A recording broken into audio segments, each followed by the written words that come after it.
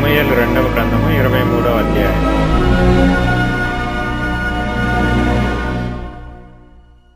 దావీదు రచించిన చివరి మాటలు ఇవే.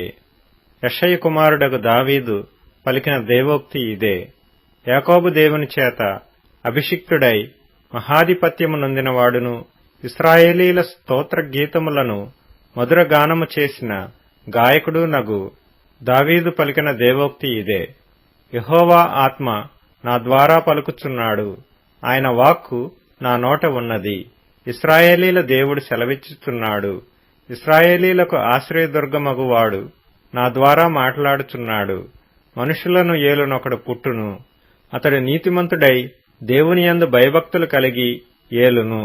ఉదయకాలపు సూర్యోదయ కాంతి వలెను, మబ్బు లేకుండా ఉదయించిన సూర్యుని వలెను, వర్షము కురిసిన పిమ్మట నిర్మలమైన కాంతి చేత భూమిలో నుండి పుట్టిన లేత గడ్డి వలెను అతడు ఉండును.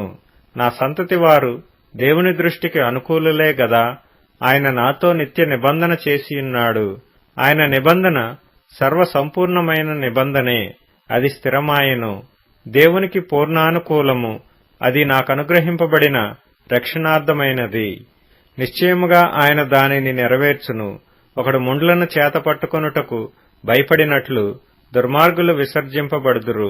ముండ్లను పట్టుకొనువాడు ఇనుప పనిముట్టునైనను బల్లెపు కోలనైనను వినియోగించును గదా. మనుష్యులు వాటిలో దేనిని విడువక అంతయు ఉన్న చోటనే కాల్చివేయుదురు. దావీదు అనుచరులలో బలాఢ్యులెవరనగా యోషే-బెషెబెతను ముఖ్యుడగు తక్మోనీయుడు.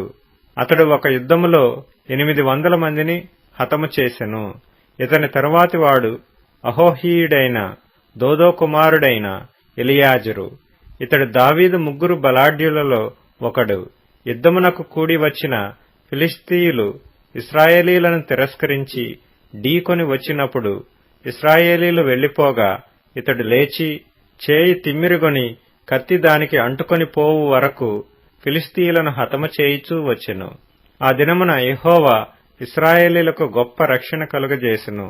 దోపుడు సొమ్ము పట్టుకొనుటకు మాత్రము జనులు అతని వెనుక వచ్చిరి. ఇతని తరువాతి వారెవరనగా హరారీయుడగు ఆగే కుమారుడైన షమ్మా. ఫిలిష్తీయులు అలచందల చేనిలో గుంపు కూడగా జనులు ఫిలిష్తీయుల ఎదుట నిలవలేక పారిపోయిరి. అప్పుడితడు ఆ చేని మధ్యను నిలిచి ఫిలిష్తీయులు దాని మీదికి రాకుండా వారిని వెళ్లగొట్టి వారిని హతము చేయుట వలన యెహోవా ఇశ్రాయేలీలకు గొప్ప రక్షణ కలుగజేసెను.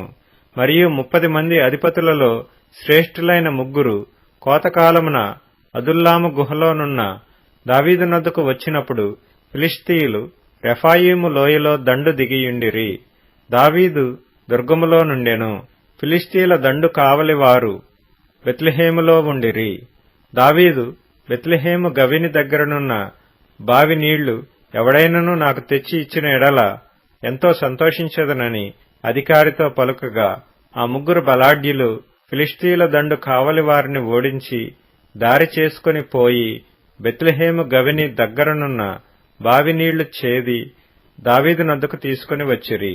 అయితే అతడు ఆ నీళ్లు త్రాగుటకు మనస్సు లేక యెహోవా సన్నిధిని పారబోసి, యెహోవా, నేను ఇవి త్రాగను, ప్రాణమునకు తెగించి పోయి తెచ్చిన వారి చేతి నీళ్లు త్రాగుదునా అని చెప్పి త్రాగనొల్లకుండెను.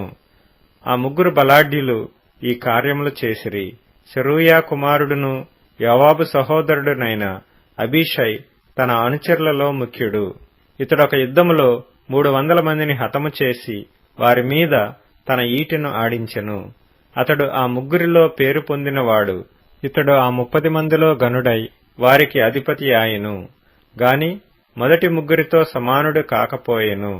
మరియు కబ్సెయేలు ఊరివాడై క్రియల చేత ఘనత నొందిన యొక్క పరాక్రమశాలికి పుట్టిన యెహోయాదా కుమారుడైన బెనాయా అనునొకడు ఉండెను. ఇతడు మోయాబీయుల సంబంధులకు ఆ ఇద్దరి శూరులను హతము చేసెను. మరియు మంచు కాలమున బయలువెడలి బావిలో దాగియున్న ఒక సింహమును చంపివేసెను. ఇంకనూ అతడు సౌందర్యవంతుడైన ఒక ఐగుప్తీయుని చంపెను. ఈ ఐగుప్తీయుని చేతిలో ఈటెయుండగా బెనాయా దుడ్డుకర్ర తీసుకుని వాని మీదికి పోయి వాని చేతిలోని ఈటె ఊడలాగి దానితోనే వాని చంపెను. ఈ కార్యములు యెహోయాదా కుమారుడైన బెనాయా చేసినందున ఆ 3 బలాఢ్యులలోనూ అతడు పేరు పొంది ఆ 30 మందిలో గనుడాయెను. అయినను మొదటి 3 సమానుడు కాకపోయెను. దావీదు ఇతనిని తన సభికులలో ఒకనిగా నియమించెను.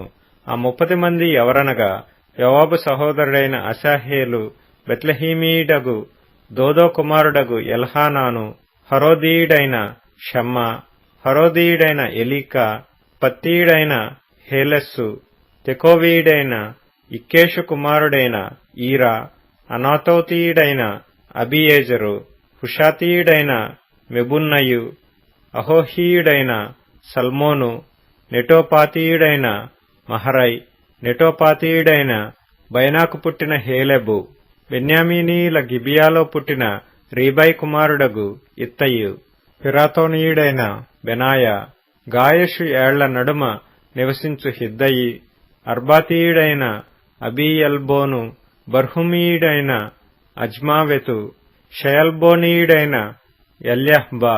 యాషేను యొక్క కుమారులలో యోనాతాను, హరారీయుడైన షమ్మా, హరారీయుడైన షరారునకు పుట్టిన అహీయాము, మయకాతీయునికి పుట్టిన అహస్బయి కుమారుడైన ఎలీపెలెటు, గిలోనీయుడైన అహీతోపెలు కుమారుడగు ఏలీయాము, కర్మెతీయుడైన హెస్రై, అర్బీయుడైన పైరై, శోభావాడగు నాతాను యొక్క కుమారుడైన ఇగాలు, గాదీయుడైన బానీ, అమ్మోనీయుడైన జెలెకు, బెయేరోతీయుడైన నహరై.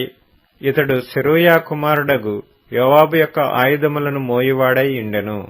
ఇత్రీయుడైన ఈరా, ఇత్రీయుడైన గారేబు, హిత్తీయుడైన ఊరియా, వారందరూ 37.